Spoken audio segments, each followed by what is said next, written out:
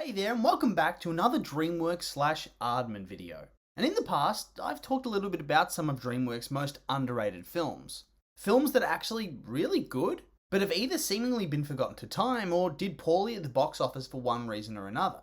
And I've noticed a trend. Some of the most underrated films in the DreamWorks library come from the short-lived partnership between Aardman Animations that produced Chicken Run, Wallace and Gromit and the Curse of the Were-Rabbit, and flushed away between the years 2000 and 2006. And these films all got at minimum a decent critical reception that were nominated for numerous awards, and yet nobody talks about them. And they all kind of underperformed at the box office. They didn't gross as much as I would argue they probably deserved to have grossed, and honestly, in many ways they lay completely and utterly forgotten, mentioned occasionally when somebody remembers them out of the blue, but never really factoring into that discussion about the all-time great animated films. And I think this issue is actually magnified for the film Flushed Away, which in my view is perhaps the all-time most forgotten DreamWorks film, maybe competing for that spot with Sinbad or Spirit or maybe Monsters vs. Aliens. I mean, have you seen that movie? I didn't even know it existed until I was taking a scroll through the DreamWorks Animated Studios filmography for this video. Nobody ever talks about that movie. And back to Flushed Away, no one talks about this movie. They never talk about how good it is. They never talk about how shit it is. They never talk about how it's not perfect, or it's underrated, or it's mediocre. It's just nothingness. It exists in this void, an empty realm, forgotten by the masses until you notice it as you scroll through Wikipedia or something like that and think, wait, that movie about the rats in the sewer isn't a false memory? It actually exists? Wow. And obviously, since this is one of DreamWorks' forgotten, well, I wouldn't go so far as to call it a classic, but it's a very good movie nonetheless, I'm not very hopeful that everybody's going to have seen this film. So, I'll give you a quick rundown of the plot here for you now. Flushed Away follows the story of Roddy St. James, a pampered aristocratic pet mouse who lives in a luxury home in Kensington, London, and who spends his time, when his owners are gone, living an opulent lifestyle in the lap of luxury, all the while pretending his owner's toy dolls are his friends and family. If it sounds weird, it is weird, and it really is. And it's also sad, but his supposedly idyllic lifestyle is interrupted by the arrival of Sid, a dirty, unwashed rat from the sewer, who falls out of the tap and sticks around as England's going to be playing in the World Cup final. Bit of a bold prediction there, Aardman. Anyway, Roddy concocts a plan to get rid of Sid, as he doesn't want a dirty, unwashed rat from the sewer lingering in his house, acting like it belongs to him. And so he tries to convince him that the toilet is a jacuzzi, so he can flush him down. And of course, this fails, and Roddy himself is quite rightfully flushed down into the sewers instead. Finding himself in an underground sewer filled with rodents and slugs, he's told to seek out the help of Rita Malone, the captain of the Jammy Dodger, who should be able to help him get home.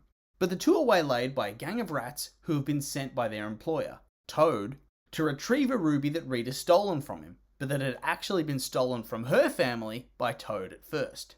They manage to escape, whilst also stealing back the ruby and a master cable that can control the floodgates of the sewer, but Roddy breaks the ruby, and is forced to promise even more riches to Rita to prevent him walking the plank.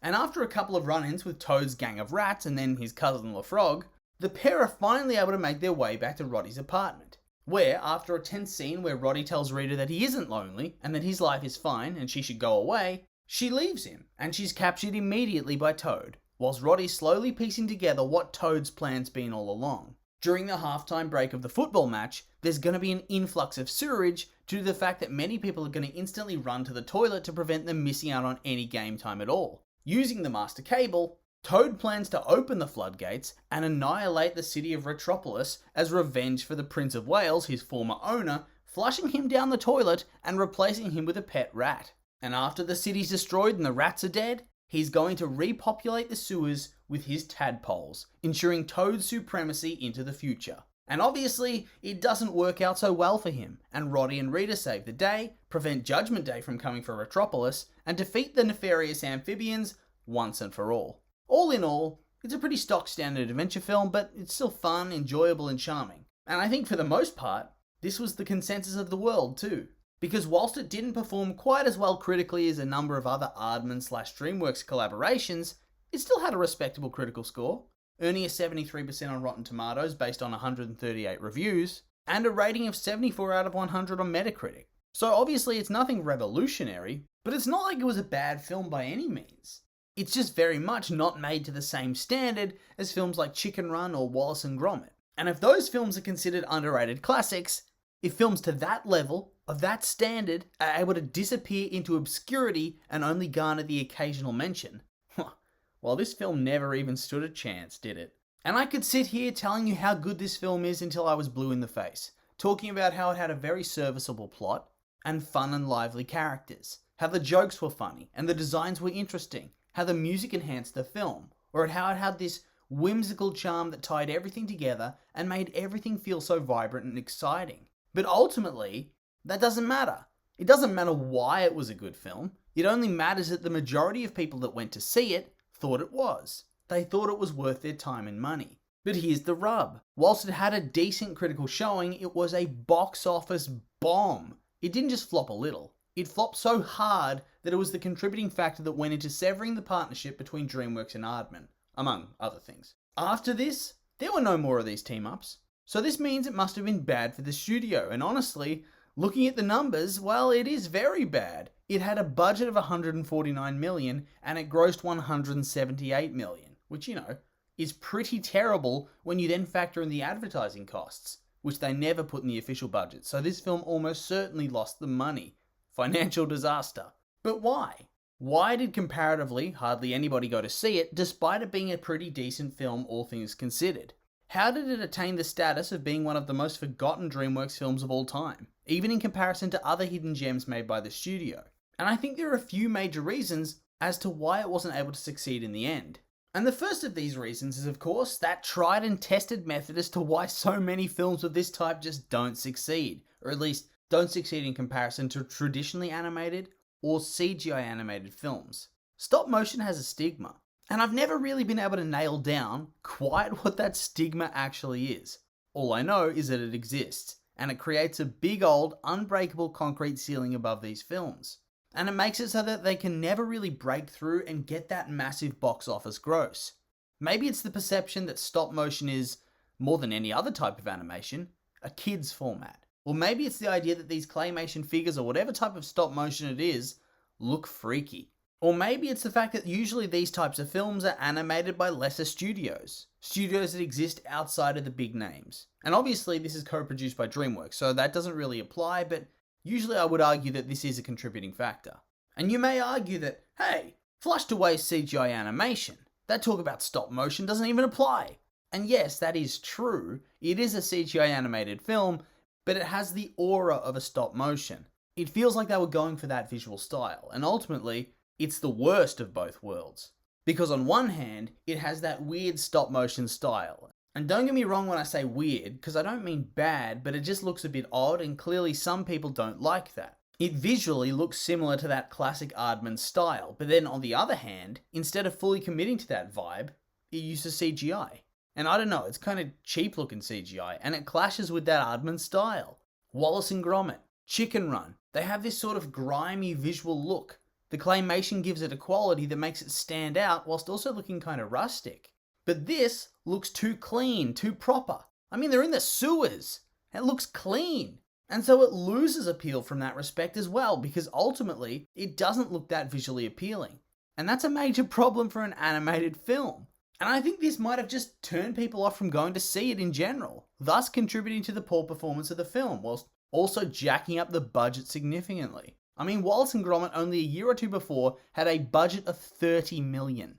Over $100 million less to work with. And it grossed 20 or so million more. It just feels like the visual component of this film, from style to simply the choice of medium, is truly what let it down. But beyond that, I also think that the era in which it released is also what kind of let it down. Chicken Run was released right at the start of this new era of animation. The Disney Renaissance was over, and the studios were scrambling to see what comes next, trying new styles and new types of things. Chicken Run was one of these new things. Yeah, stop motion was old, but you don't see too many feature films using it. So it was a spectacle, it was interesting, it drew people in. And whilst it wasn't all that successful by general standards, I'm pretty certain it's still the most successful stop motion film of all time. So when Wallace and Gromit came along, people had settled into this new era. Parody, silliness, slapstick, toilet humour. These were the bread and butter of the mid-2000s animation. Wallace and Gromit had this in spades, whilst mixing that in with the nostalgia of it being Wallace and Gromit. So it had a much better chance of success. Flushed Away didn't have that. It was a brand new franchise, and it didn't have the benefit of being a novel concept like Chicken Run. And so ultimately, I think it attracted less overall attention in the era of Pixar churning out classic after classic, or Disney releasing memorable flop after memorable flop, or DreamWorks making some of its most iconic franchises like Shrek or Kung Fu Panda or Madagascar. It just really never got to have its own chance. And since it wasn't a great film, just a good film, it also never got that secondary attention that comes along with being an underrated classic. And honestly, it is a decently fun film, and so I do think it's a shame that nobody ever seems to want to talk about it or even cares about it, either now or when it was released. I mean, this is the film that sank the partnership between DreamWorks and Aardman. If nothing else, that should at least be a talking point, but it isn't, and it's a little sad. But anyway, with all that being said, these have just been my opinions, and now I'd like to hear yours. What do you think of Flushed Away? Think it deserves more attention? Or should it stay lurking in the sewers where it belongs? I'm curious for your thoughts, so make sure to like, comment, and subscribe, and let me know.